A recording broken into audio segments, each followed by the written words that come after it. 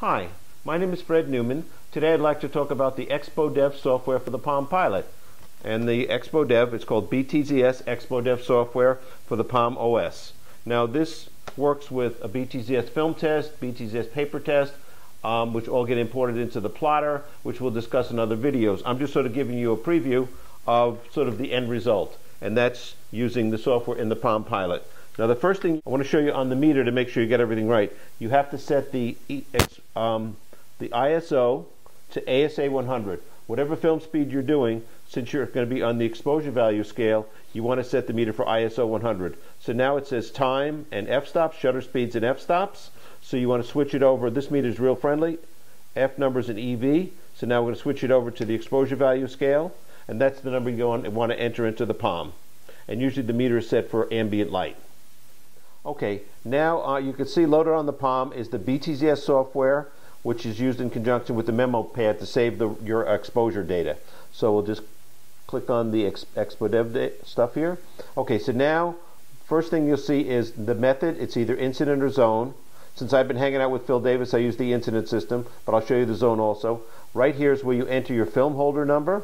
Flare factor is 0.02. That's used for modern lenses. You enter in the focal length of your lens, and you enter in the film test right here. So right here I've got about 6 film tests, so I'll just do this one right here. Click OK.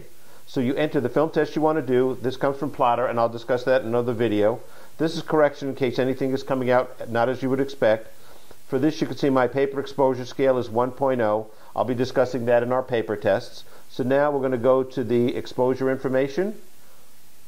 So right here, let's enter, let's say the low EV reading is 10 and the high EV reading is 12. If you don't know how to do their graffiti language, you could click on the little button down, like the little indicator right down here which says 1, 2, 3, and you can bring up a keyboard so you can actually tap all the screen to get your numbers. So I've got a low of 10 EVs, a high of 12 EVs. You can see here it has subject brightness range of 7, an average gradient of 0.5, an effective film speed of 479, and in case you wonder, that's T-Max 400. And then the next screen, you could put in the filter factor. There's a close-up program, and you can see you could put the bellows extension right here, or the distance to the subject.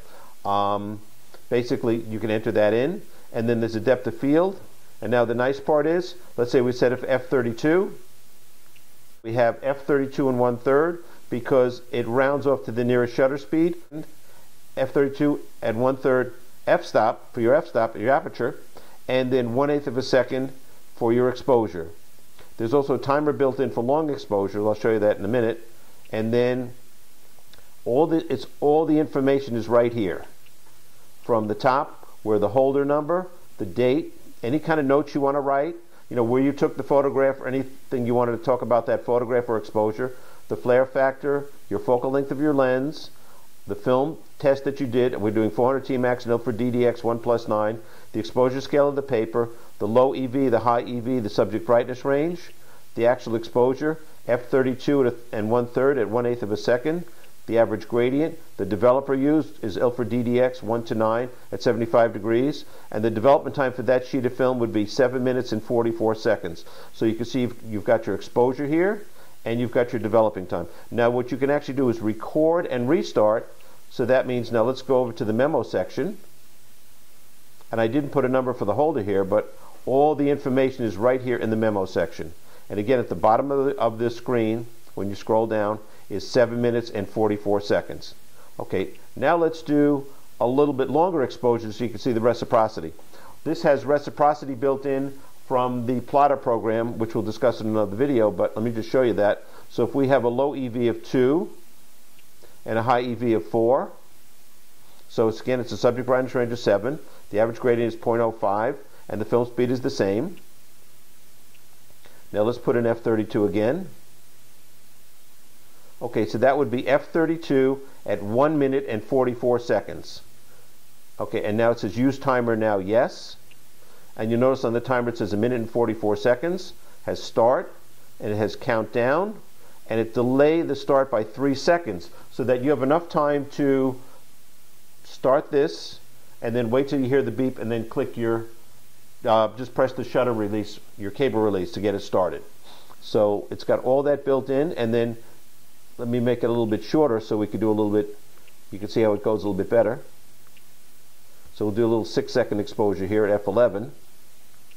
So we'd start the timer, it counts down, and it's going down to 6 seconds.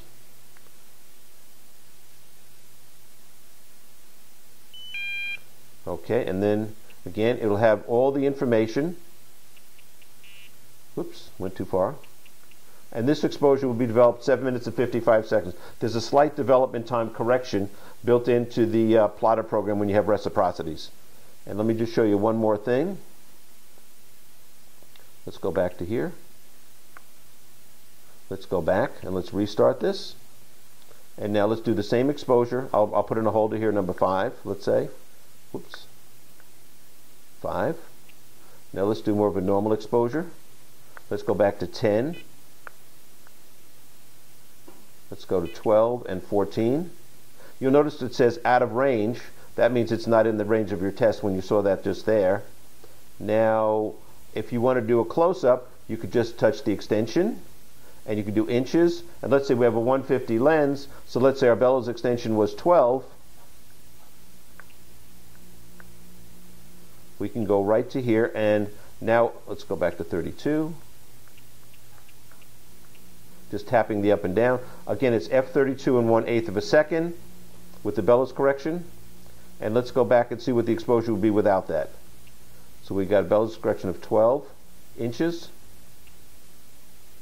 Actually, we're just going to eliminate that.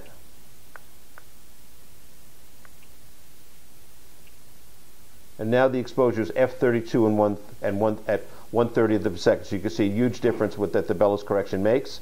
And again, it's got all your other information here.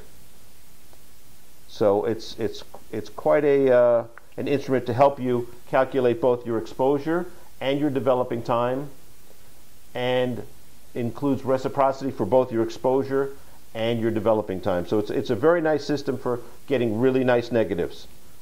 I think it's worthwhile to use. I've been spoiled with this for probably almost 20 years. Thank you for watching.